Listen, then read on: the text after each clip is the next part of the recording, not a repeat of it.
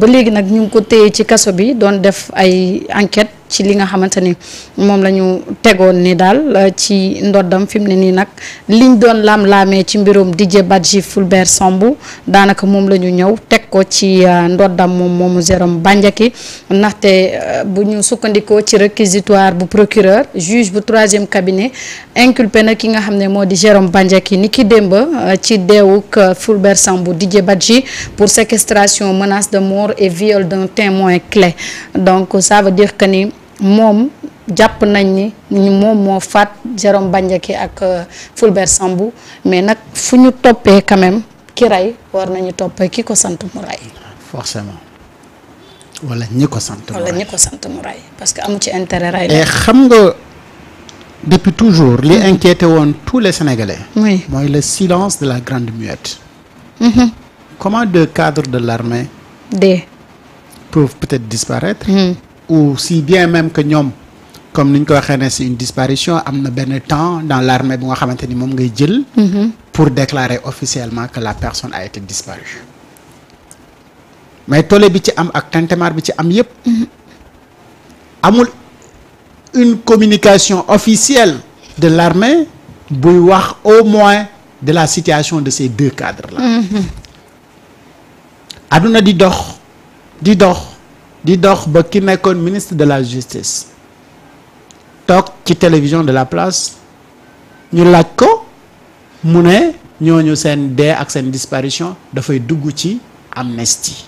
alors que l'amnistie était destinée pour des faits politiques. ñu ne ko li nga wax de c'est révélateur donc moom lâché woon na l'information le lendemain mu ne day dabantal. ne lapsus la. alors que la question évoquée ak li mu répondre mais lapsus waruñ fa woon mën a am. déedéet. lapsus révélateur la kay. léegi ñu ne kon nag fii moom problème am na mais ñu ne juge bi voilà porte ngi ni pour enquêter pour voir et des gens ont parlé et on dit plusieurs fois même bu ñu yóbbu di enterrer victimes yooyu noonu.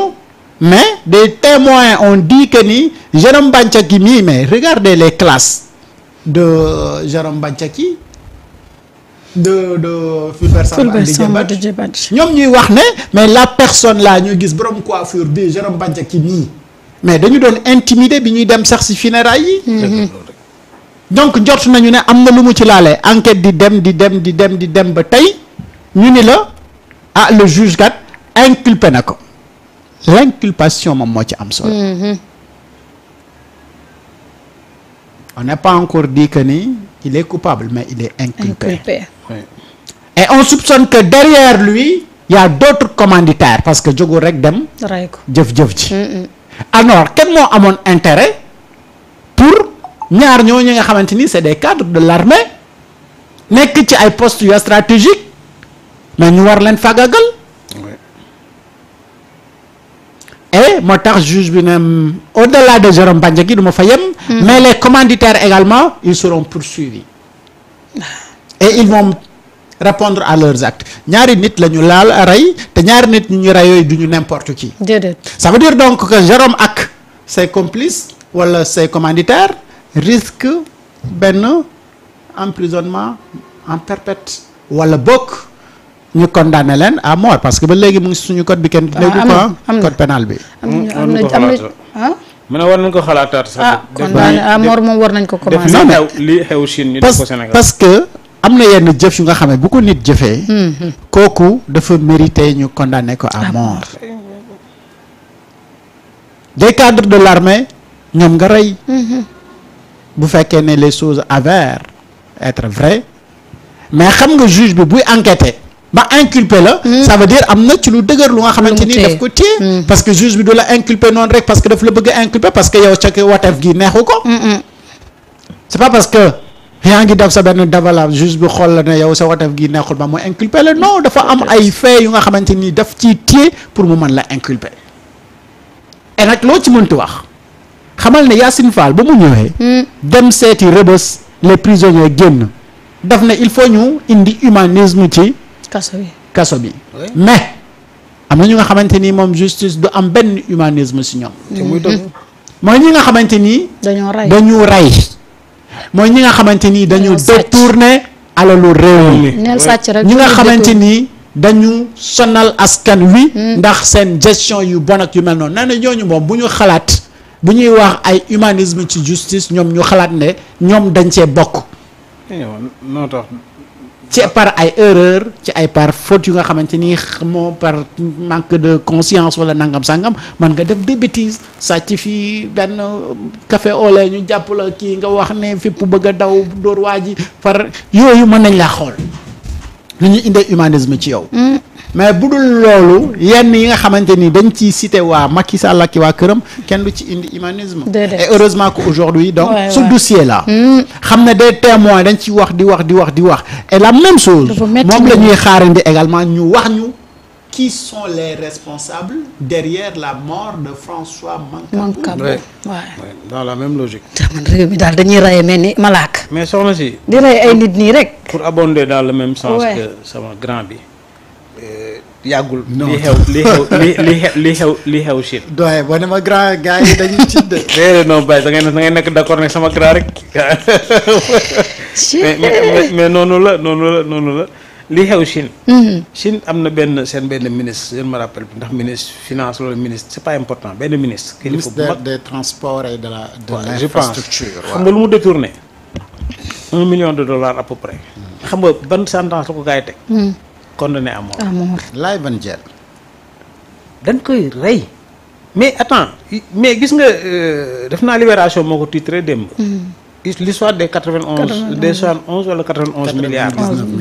concernant hôpital bi. waroon def sama dëkk Bakel. waaw waroon si dafa ay plateaux médicaux tout ça là. mais ñu ne mêlé France. mais ñi ko def c'est des criminels. mais criminel de sang parce que daantek li fi xew gis nga ñuy def ému jëlees ñaar ñoo si dee. ñu bu leen fii kiw pèlerin yi. waaw y avait même pas les équipements. nga gis médecins yi di dégour def leen di def lu mu mën mais amuñu sax gants yu ñu doon sol sax problème à plus forte de yeneen kii rey ay nit comme ça sciemment pour lan parce que bëgg nga am benn petit milliard waaw yow nga am milliard mais sa voisin yi nan deex xiif seen yoon nekk nan deex ngar xam nga ful la mooy lan. heureusement gis nga changement bi am Yacine Fall. bi ñu teg au ministère de la justice man Yacine Fall je la connais personnellement te man je peux vous assurer. que du nitu caaxaan moo jëkkëram Jacques Habib Sy xam naa leen bu baax ñoom xam nañu bu baax ñoom du nitu caaxaan.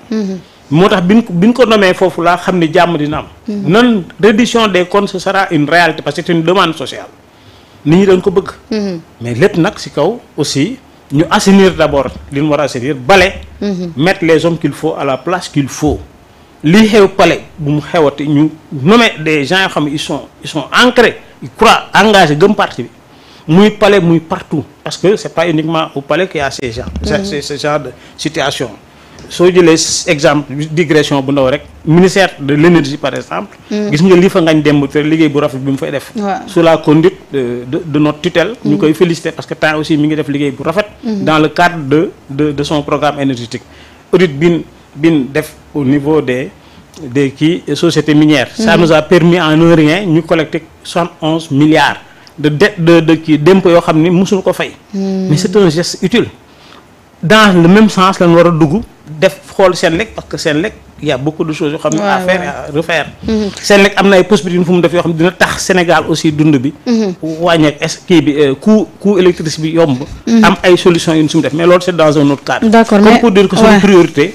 ñun c'est pas dañu bëgg a distraire. d'accord mais doyen comme niñ ko waxee le cas Didier Badji Fulbert Sambou doon na loo xam ni lu metti woon Sénégalais yi la parce que ñaar ñoo xamante ni tey ci nguuru Macky Sall dañ leen wax ni ñoom ñoo doon jox information Ousmane Sonko parce que Ousmane Sonko était bien informé xam li nga xamante ni moom la nguur gi doon teg alors ñu ciblé ci ñaari nit ni ñoom dañ leen wax ne ñoom ñoo doon joxe les informations quelque temps après ñu ne dañoo disparaître boobu ba léegi dara leeru ci non seulement armée bi waxu ci mais tamit teguñu ci woon benn jéego il a fallu que ce gouvernement ñëw pour teg ay jéego wane ni quand même ñi dee quand même ay sénégalais lañu avant tout d'abord. waaw xam nga moom la def naa olof dafay ne ku señul bañ sañ a nangu. waaw xam nga aussi da ngay comprendre situation bi nekkoon à l'époque. da nga gis man je suis xam naa quand même luy militaire même tout mon école am na ay parents ay militaires yàgg naa leen fréquenter. c'est des gens yoo xam ni aussi am nañ benn comportement bu ñuy am. waaw ñoom seen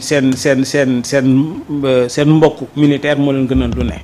mais dañ nekkoon jamono boo xam ni soo waxee c'est suicidaire dañ lay rey comme ni ñu def gars yi noonu lay def. donc finalement da ngay obligé jël benn posture tu vois mun nga ma ni peut-être c'était pas war nu kon peut-être wax nan mais ci suuf. mais en tout cas officiellement kenn waxul. On l'admet. mais mooy wane ni ñun da nekk dans le jubal jubanti parce que jamono boobu Macky Sall ak day ni man ëpp ma sax peut-être. su jël loxoom teg ko ci kudd kenn du ñeme wax. mais loolu su demee ba mu jóge fi sant yàlla. tey ñu ngi wax bi nag dafa xawoon sax yéex parce que en un moment moo tax kii fi nekkoon ministre de la justice. ñu gisoon ni peut-être liggéey bi dafa yéexoon moo tax ñu forcé wax ñun ñëpp d'une seule voix pour que ñu teg fi koo xam ni tey vraiment bi mu ñëwee ak ministre de l'intérieur bu bees bi ñu ñëwee. gis nañ ni affaire yi ñu ngi commencé di bouger. te noonu lañ bëgg mu continuer. ñi nekk système bi soo gisee combine bi ñu def yëpp. pour ralentir noonu mënuñu ci dara. mënuñu ci dara justement d'accord pour chuter foofu. ci le cas. Tey on parle de cas Jérôme Bandiaky.